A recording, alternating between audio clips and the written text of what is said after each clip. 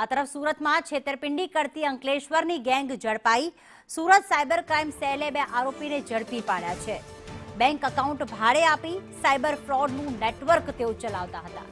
સુરતના વ્યક્તિ પાસેથી 8,35,000 પડાવ્યા હતા। એકાઉન્ટમાંથી 1.96 કરોડનું ટ્રાન્ઝેક્શન્સ પણ મળી આવ્યું છે।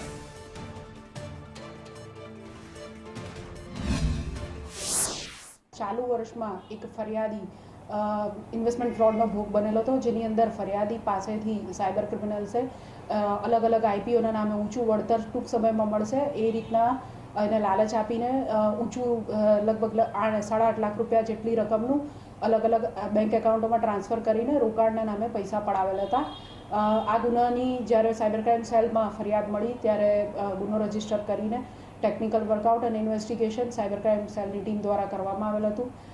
2 આરોપીઓ સરબજીત સિંહ કુલદીપ સૈની તથા અયાઝુલ્લા કિફાયતુલ્લા શેખ બંનેની અંકલેશ્વર ભરૂચ ખાતેથી ધરપકડ કરી અત્રે લાવવામાં આવેલ છે અને બંનેના રિમાન્ડ મેળવીને આગળની પૂછપરછ અને કાર્યવાહી ચાલુ કરવામાં આવેલ છે।